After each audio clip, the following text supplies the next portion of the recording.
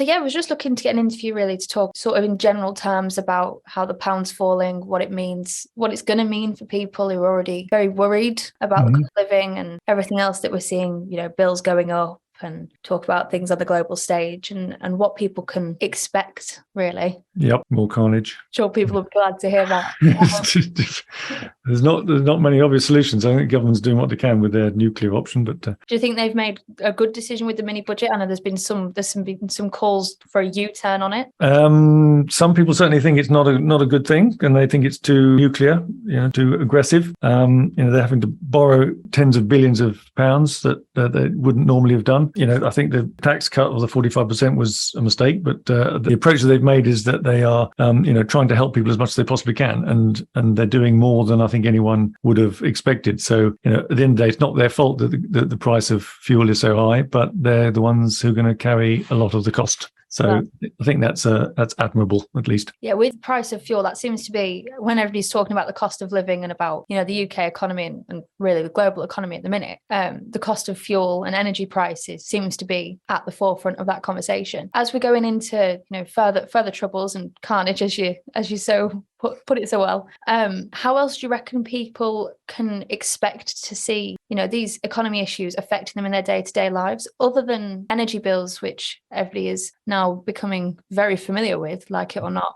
How else do you think, especially these latest falls in the pound, can be expected to be reflected in people's daily lives? Yeah, it's certainly not going to help. I mean, the fall of the pound means that, when companies import goods from overseas, it's going to cost them more, and they're going to have to pass that on to consumers. And so that is going to only fuel, unfortunately, inflation a little bit more. So the Bank of England is doing what they can to try to calm down inflation. Effectively, inflation is how much goods are going up by. And if people stop buying them, then the prices will not go up so fast, and that will calm down inflation. So they're trying to make it sort of more difficult for people to borrow and spend, more expensive mortgages, even less money in people's pockets. It is a very delicate situation because the cause of inflation is actually a global thing, and the individual central banks are trying to do what they can to try and solve it. But it's a very difficult situation. Yeah, and you mentioned mortgages briefly then as one of the things that be affected. We've seen some mortgage lenders pulling out on deals and saying they're not going to be lending at the moment because they're seeing, inflation. And do you think that's going to be quite a big issue that people are going to be worried about? Yeah, I think this is going to have some sort of follow on as well, because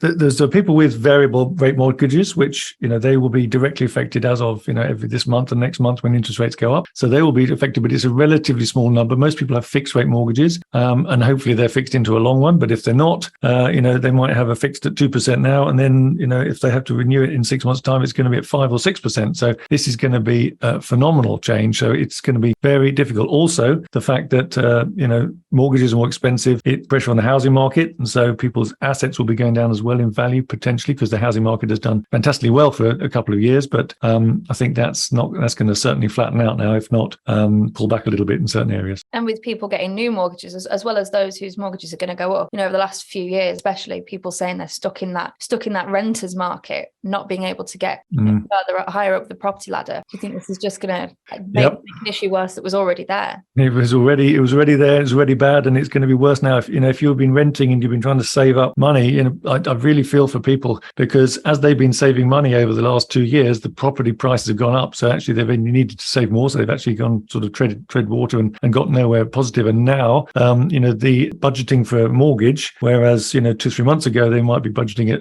a 2% mortgage, they're now going to be budgeting the 5% mortgage, and it may be something they can't afford. So yeah, it has always been difficult to get on the housing ladder. And I think now, for a combination of reasons that we're talking about, it's possibly harder than ever to get onto the housing ladder. So I really feel for people, mainly young people, who want to sort of get started, because also rents are extremely expensive, even much more than a mortgage. Yeah, there just seems to be so many issues, like you say, with the pound, with energy bills, with prices you're going to see just stepping into any shop on your high street, and then mortgages. It seems to be a lot of things. It's going to affect every aspect. What do you think is next then? They've laid out this mini budget, like you say, they're doing sort of what they can.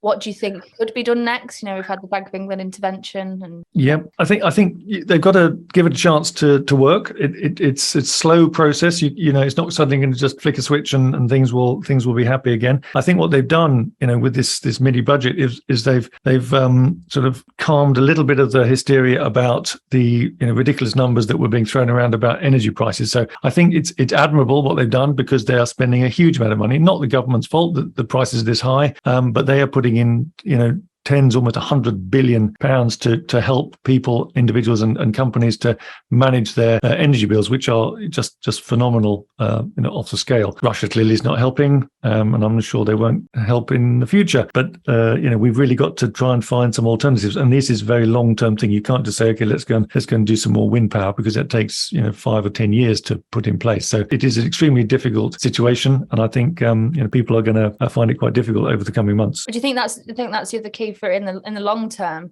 Looking a lot at short term and going into the winter, and that seems to be where the majority of the conversations are lying. But like you said, long term with energy, we've seen announcements from France saying about how they're planning to completely try and be the first nation to not use fossil fuels. Do you think that we need to use this as sort of not a wake up call, but as sort of as a call to arms to really focus on energy alternatives and being definitely? I think the same as sort of COVID accelerated the work from home sort of situation. I think this energy crisis is accelerating the alternative energy situation, basically. So people are now, there's a lot more government incentive. There's a lot more incentive for a lot of people to start doing things a lot quicker. I mean, we were ticking along and putting some wind farms up and putting some solar in, and it was all a little bit relaxed. I think now there's much higher priority, and people realize that fossil fuels, one, they're not good for the planet anyway, but the other thing is that, if you've got people like Russia who are in a position to almost sort of blackmail the world, into trying to do what they want them to do, governments are now very focused and are happy to put a lot of money and investment into alternative means of energy. So, yeah, I think it's accelerating things. And I think it's a good thing overall, and we need to do it. We need to find wind, water, solar, whatever it is to power ourselves. Yeah, definitely. Was there anything else you'd like to add on the topic of the pound falling generally, or speaking about?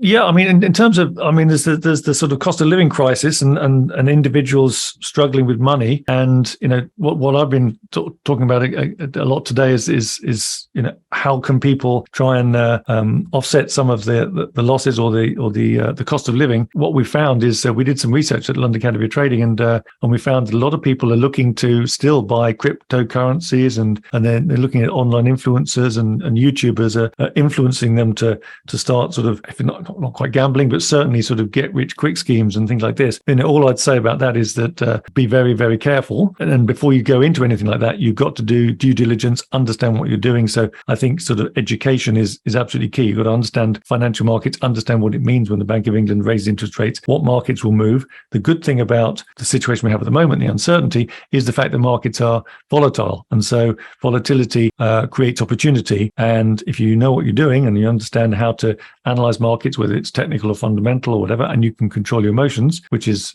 a skill in itself, there is a possibility to make, good, consistent profits from that. So it is possible. People want to go out and get some more money from financial markets, but just going out and doing it because someone's promised you the earth is not the solution. You've got to understand it, learn for yourself, take some time and effort to learn things, and then there are great opportunities out there. All about generally being a bit more savvy and very aware. Absolutely, being savvy, and also people quite rightly want to continue their learning journey. No matter if you're in your 20s, 30s, 40s, 50s, people want to go to bed less stupid than they got up, and learn something in their lives. So actually, you're learning it. You can understand what's going on in the news better. You can take advantage of it, and it's something that you can actually benefit financially from learning something new, and which is actually, well, I find it quite interesting. Thanks for talking to us, and that's been really good. Thank you. Thanks so much.